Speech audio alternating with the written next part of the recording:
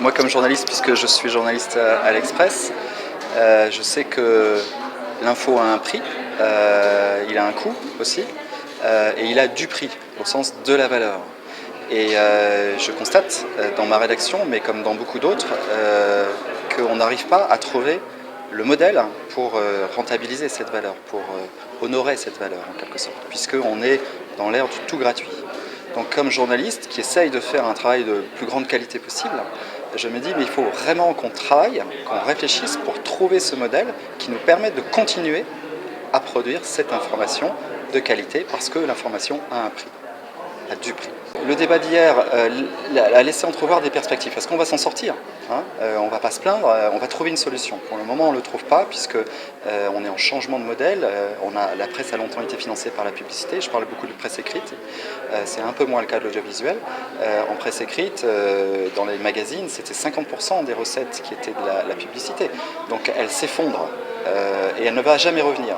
Donc on est en transition, c'est compliqué. On perd des journalistes, hein, il y a beaucoup de licenciements dans ce secteur-là. C'est un peu la sidérurgie de la presse, c'est un peu toute proportion gardée en nombre de personnes, mais il y a quand même beaucoup de gens qui perdent leur emploi et qui quittent la profession. Donc on est en transition de modèle. Si on arrive à renouer une alliance, si on arrive à reconvaincre le public que l'information a du prix, qu'on trouvera les sources de financement, sans doute seront-elles multiples. Il y aura des abonnements, il y aura du crowdfunding, le financement par la foule, comme on dit. Il y aura aussi du paiement à l'article. Et il y aura peut-être des nouvelles possibilités de défiscalisation pour le commun des mortels qui permettront d'aider des entreprises de presse à vivre. Ce qu'on constate, c'est qu'il y a plein de projets qui émergent avec très peu de moyens.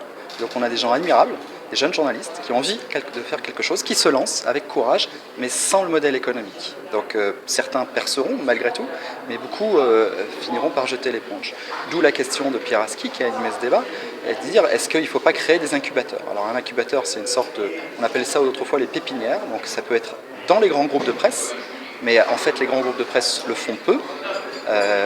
Amaury, le groupe Amaury, donc qui édite l'équipe, le fait. TF1 le fait, mais c'est un peu les seuls exemples. Les groupes de presse ne le font pas, sans doute pas assez.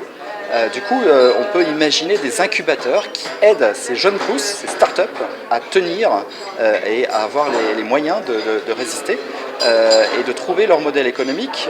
Donc on les aide dans leurs premières années de vie, on leur donne des conseils, ils ont accès à des experts, on les aide à trouver des sources de financement. Le gouvernement d'ailleurs travaille en ce sens et on aura peut-être enfin des incubateurs dédiés aux médias, c'est urgent.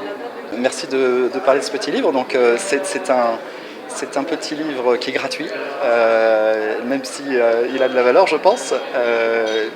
Donc c'est un mémoire, c'est tiré d'un mémoire que j'ai réalisé dans le cadre d'une formation, un executive master à Sciences Po, donc sur l'économie des médias, le management des médias, cet opuscule très accessible par le commun des mortels, par tout le monde, en fait s'interroge sur où est-ce qu'on va et essaye de comprendre où on va. Et se dit mais est-ce que demain il y aura des sociétés plus démocratiques de presse, c'est-à-dire plus en lien avec le public? Et je m'interroge sur les questions de statut. Est-ce qu'il faut adapter les statuts, trouver des nouveaux statuts pour faire émerger des médias non lucratifs qui visent l'intérêt général? Je m'interroge sur les questions de financement, on en a déjà parlé, et je m'interroge aussi sur les nouvelles façons nouvelles relations avec les lecteurs. C'est-à-dire que quelque part, les journalistes, c'était souvent des sachants, des gens qui étaient un peu sur leur piédestal. Et en fait, il y a de la méfiance, il y a de la défiance parfois du public. Donc clairement, on sent que le journaliste doit se rapprocher du public, être au milieu de la mêlée, écouter un peu son public, être en phase avec ses attentes. Et c'est peut-être par là qu'on trouvera le moyen de renouveler la presse en partie et de créer ces fameuses sociétés démocratiques de presse que j'appelle de mes voeux.